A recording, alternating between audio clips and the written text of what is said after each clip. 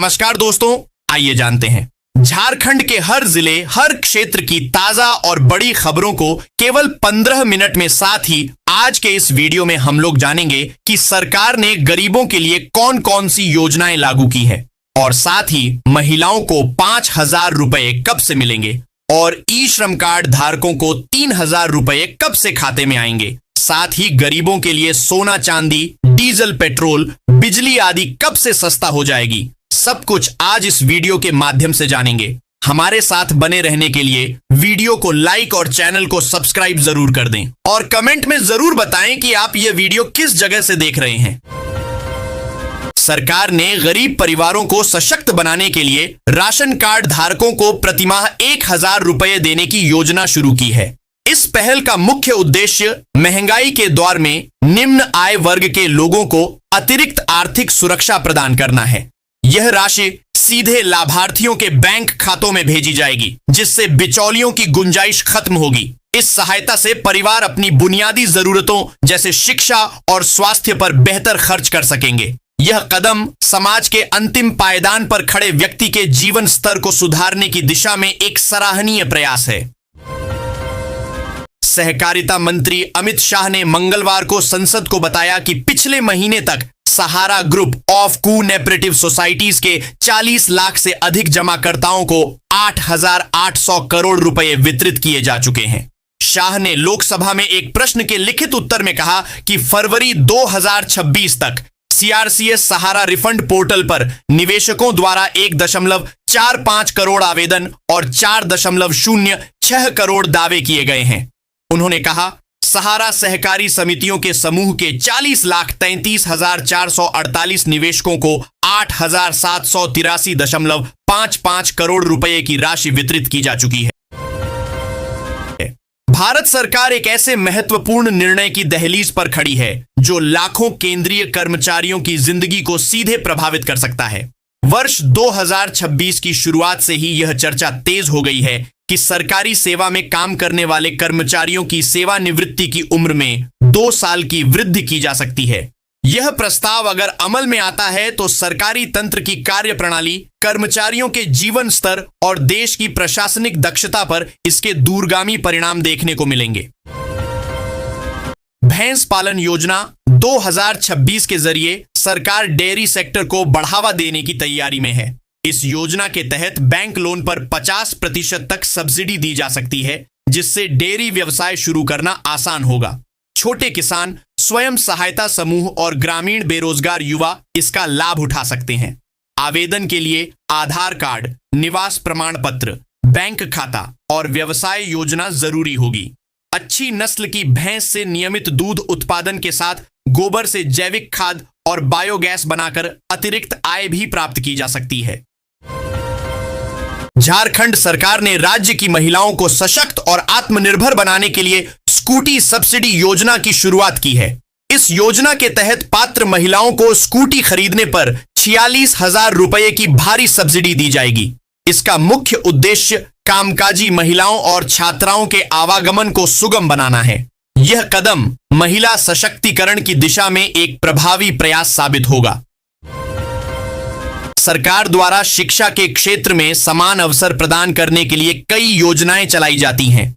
Free education scheme 2026 भी ऐसी ही एक महत्वपूर्ण पहल है, जिसका उद्देश्य आर्थिक रूप से कमजोर परिवारों के बच्चों को अच्छी शिक्षा उपलब्ध कराना है। इस योजना के तहत गरीब और जरूरतमंद बच्चों को प्राइवेट स्कूलों में मुफ्त पढ़ाई का अवसर दिया जाता है। इससे उन परिवारों को राहत मिलती है जो आर्थिक कारणों से अपने बच्चों को निजी स्कूलों में नहीं पढ़ा पाते।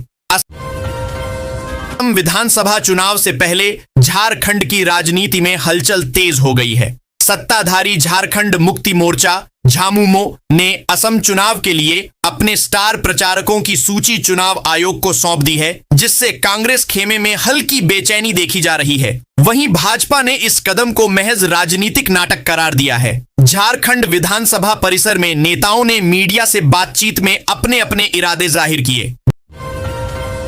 झारखंड में कुलपतियों का चयन अब राज्यपाल, कुलाधिपति और मुख्यमंत्री संयुक्त रूप से करेंगे। चयन पर सहमति के बाद कुलाधिपति कुलपति वीसी की नियुक्ति करेंगे। विधानसभा के बजट सत्र में मंगलवार को संशोधन प्रस्तावों के बीच झारखंड विश्वविद्यालय विधेयक 2026 ध्वनिमत से पारित हो गया।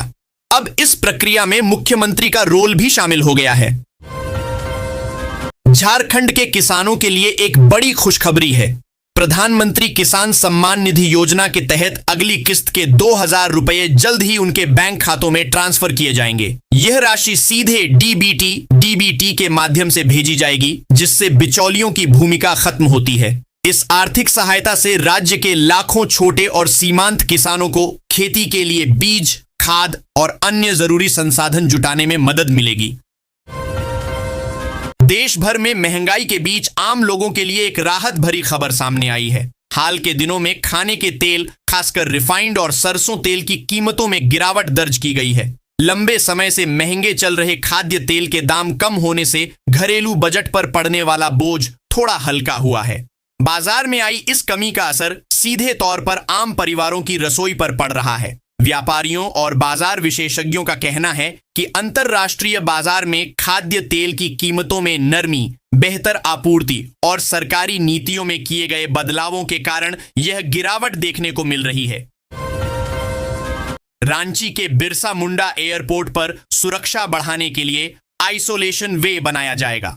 यह विशेष रास्ता बम, हाईजैक या संक्रमण जैसी आपात स्थितियों में संदिग्ध विमानों को सामान्य परिचालन क्षेत्र से अलग करने में मदद करेगा, जिससे यात्रियों और एयरपोर्ट की सुरक्षा सुनिश्चित होगी। बिहार के मुख्यमंत्री और जदयू के राष्ट्रीय अध्यक्ष नीतीश कुमार ने राज्यसभा चुनाव में जीत हासिल की है। इस जीत पर झारखंड जदयू के नेताओं ने पटना स्थित मुख्यमंत्री आवास पहुंचकर उन्हें बधाई दी। टाटा स्टील में वित्तीय वर्ष के अंत में अधिकारियों का टैलेंट रिव्यू टीआर शुरू हो गया है। लगभग 10,000 अधिकारियों के भविष्य का फैसला इस समीक्षा पर निर्भर करेगा। खराब प्रदर्शन अंक 1 वाले अधिकारियों को सुधार का मौका मिलेगा, अन्यथा उन्हें कंपनी से बाहर किया जा सकता है। झारखंड सरकार ने किसानों को बड़ी राहत देने की दिशा में अहम कदम उठाते हुए राज्य के हर विधानसभा क्षेत्र में कोल्ड स्टोरेज स्थापित करने की घोषणा की है। यह जानकारी राज्य की कृषि मंत्री शिल्पी नेहा ने विधानसभा में दी। विधानसभा में एक प्रश्न के जवाब में मंत्री ने बताया कि वर्ष 2026 से 27 के बजट में हर विधानसभा क्षेत्र में एक कोल्ड स्टोरेज बनाने का प्रावधान किया गया है। उन्होंने कहा कि यह फैसला विधायकों की सिफारिशों के आधार पर लिया गया है, ताकि किसानों को उनकी उपज का उचित मूल्य मिल सके और भंडारण की समस्या दूर हो। झारखंड की मंत्री दीपिका पांडेय सिंह ने केंद्र सरकार को मनरेगा के स्वरूप से छेड़छाड़ न करने की चेतावनी दी है। उन्होंने कहा कि प्रस्तावित विकसित भारत गारंटी फॉर रोजगार एवं आजीविका मिशन मनरेगा को कमजोर करेगा। झारखंड सरकार ने मनरेगा को सशक्त कर 150 दिन का रोजगार देने की मांग की है, ताकि पलायन रोका जा सके। सांसद ढुलू महतो ने लोकसभा में धनबाद को स्वतंत्र रेलवे जोन बनाने की मांग की। उन्होंने कहा कि वर्तमान प्रशासनिक जटिलताओं से विकास में देरी होती है। महतो ने धनबाद स्टेशन को मेगा कोचिंग टर्मिनल योजना में शामिल करने, धनबाद मुंबई और धनबाद जम्मू तवी ट्रेनों को स्थायी दर्जा देने की भी मांग की। उन्होंने जर्जर रेल पुलों के पुनर्निर्माण और गोमो जंक्शन पर शेड स्थापना जैसे कई महत्वपूर्ण रेलवे मुद्दों को उठाया। राष्ट्रीय स्वयंसेवक संघ झारखंड में शताब्दी वर्ष मना रहा है, जिसके तहत 10 लाख युवाओं से संवाद और 5,000 स्थानों पर शाखा लगाने का लक्ष्य है। प्रांत कार्यवाह संजय कुमार ने बताया कि प्रमुख जनगोष्ठी और हिंदू सम्मेलन भी आयोजित होंगे। जमशेदपुर के मानगो में गैस एजेंसियों पर भारी भीड़ देखी जा रही है। नए 25 दिवसीय बुकिंग नियम और आगामी ईद उल फितर के कारण उपभोक्ता घबराकर सिलेंडर बुक कर रहे हैं। एजेंसियां पर्याप्त स्टॉक का दावा कर रही हैं और भीड़ कम करने के लिए अतिरिक्त कंप्यूटर लगाए हैं।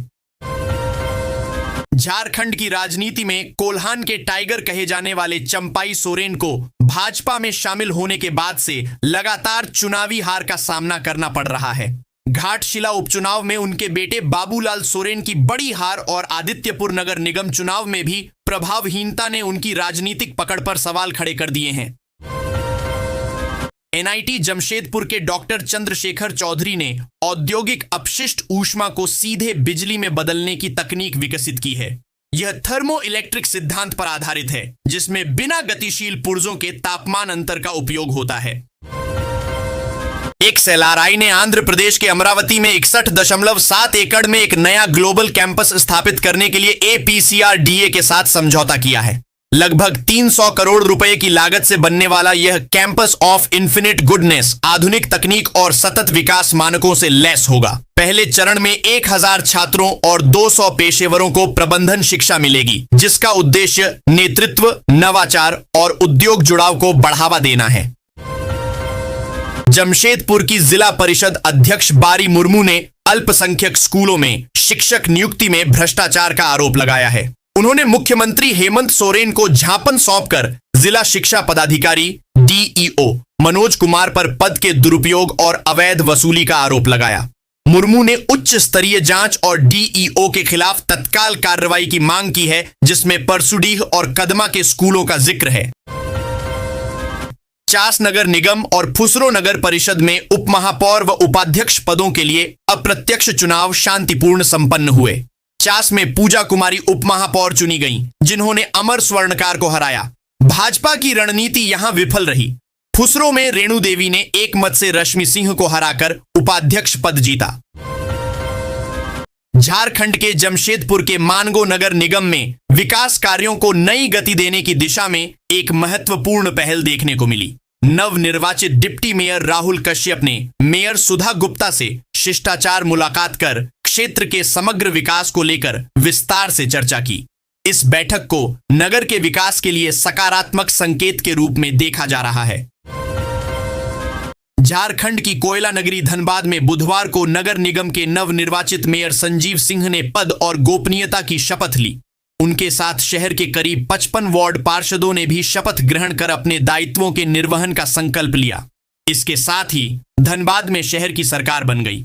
शपथ ग्रहण समारोह में पूरा माहौल उत्साह और नई उम्मीदों से भरा नजर आया।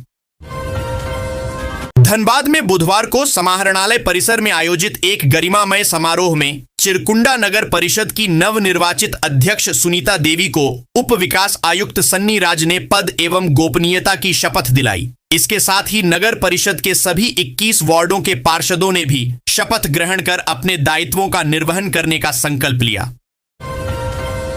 झारखंड के स्वास्थ्य एवं खाद्य आपूर्ति मंत्री डॉक्टर इरफान अंसारी ने बुधवार को विधानसभा के बाहर पत्रकारों से बातचीत करते हुए कहा कि झारखंड में रामनवमी, सरहुल और ईद पर डीजे बजेगा और हर साल में बजेगा।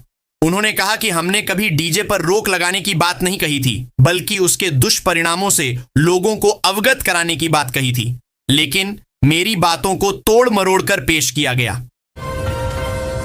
केंद्रीय बजट सत्र के दौरान लोकसभा में रेल मंत्रालय की अनुदान मांगों डिमांड फॉर ग्रांट पर हुई चर्चा में लोहरदगा लोकसभा के सांसद सुखदेव भगत ने कांग्रेस की ओर से भाग लेते हुए केंद्र की मोदी सरकार और रेल मंत्रालय पर जमकर हमला बोला। सांसद ने गुमला के साथ सौतेला व्यवहार करने का आरोप लगाया। उन्होंने गुमला में नई रेलवे लाइन के निर्माण की मांग उठाई। पश्चिम बंगाल, तमिलनाडु और असम सहित 5 राज्यों में हो रहे विधानसभा व उपचुनावों के लिए केंद्रीय निर्वाचन आयोग ने झारखंड कैडर के 32 अधिकारियों को चुनाव पर्यवेक्षक के रूप में तैनात किया है। आयोग ने सभी अधिकारियों को निर्देश दिया है कि वे बुधवार तक अपने अपने आवंटित विधानसभा क्षेत्रों में पहुंचकर जिम्मेदारी संभाल लें। राज्य सरकार ने भी आयोग के निर्देश के अनुरूप इन अधिकारियों को उनके वर्तमान पद से मुक्त कर दिया है, ताकि वे समय पर अपनी ड्यूटी ज्वाइन कर सकें। धनबाद BCCL मुख्यालय कोयला भवन में मंगलवार को all India diploma engineers and official association AIDOA व प्रबंधन की बैठक हुई। अध्यक्षता निदेशक मानव संसाधन मुरली कृष्ण रमैया ने की। संगठन के महामंत्री कुश कुमार सिंह के नेतृत्व में प्रतिनिधिमंडल ने विभिन्न लंबित मुद्दों को प्रबंधन के समक्ष रखा। इसमें नियमित कैलेंडर मीटिंग की व्यवस्था, माइनिंग सुपरवाइजरी स्टाफ के लिए आवास, रिक्त पदों पर नई बहाली, पदोन्नति के कट ऑफ डेट में संशोधन तथा समयबद्ध पदोन्नति नीति लागू करने जैसे महत्वपूर्ण मुद्दों पर विस्तृत चर्चा हुई। औद्योगिक क्षेत्र में बेहतर सुरक्षा व्यवस्था सुनिश्चित करने तथा अधिकारियों व कर्मियों के जीवन को सुरक्षित बनाने के उद्देश्य से एमपीएल की ओर से Wedlock Greens hotel and resort में 2 दिवसीय औद्योगिक सुरक्षा मीट का आयोजन किया गया। इस दौरान सुरक्षा के विभिन्न आयामों सहित एआई टेक्नोलॉजी को सेफ्टी में इंप्लीमेंट कर कैसे सुरक्षा और स्वास्थ्य को और बेहतर किया जा सकता है पर चर्चा हुई। देवघर में आयोजित राजकीय बैद्यनाथ महोत्सव 2026 के दूसरे दिन मंगलवार को केकेएन स्टेडियम में इंडियन आइडल फेम सिंगर पूजा चटर्जी ने अपनी शानदार प्रस्तुति से पूरे माहौल को संगीतमय बना दिया। मंच पर आते ही उन्होंने एक के बाद एक लोकप्रिय गीतों की प्रस्तुति दी, जिससे पंडाल में मौजूद दर्शक झूम उठे। उनकी सुरीली आवाज, आत्मविश्वास और ऊर्जा से भरी प्रस्तुति ने महोत्सव को खास बना दिया। प्रखंड कार्यालय सभागार में मंगलवार को शहरी एवं ग्रामीण क्षेत्र के बीएलओ के लिए नेशनल काल्पनिक मकान संख्या अंकित करने को लेकर एक दिवसीय प्रशिक्षण कार्यक्रम आयोजित किया गया। इस अवसर पर बीडीओ अजय कुमार दास ने कहा कि प्रशिक्षण का मुख्य उद्देश्य सभी बीएलओ को एसआईआर के तहत काल्पनिक मकान संख्या अंकित कर उसे संबंधित मकानों के दरवाजे पर चिपकाने की प्रक्रिया से अवगत कराना है। दुमका के यज्ञ मैदान में आयोजित विराट हिंदू सम्मेलन में अंतर्राष्ट्रीय हिंदू परिषद के राष्ट्रीय अध्यक्ष डॉक्टर प्रवीण तोगड़िया ने बांग्लादेशी घुसपैठ के मुद्दे को लेकर कड़ा रुख अपनाया है। अपने संबोधन में उन्होंने कहा कि इस समस्या पर समय रहते सख्त कदम उठाना बेहद जरूरी है। उन्होंने चेतावनी देते हुए कहा कि यदि घुसपैठियों पर नियंत्रण नहीं किया गया तो भविष्य में स्थिति गंभीर हो सकती है।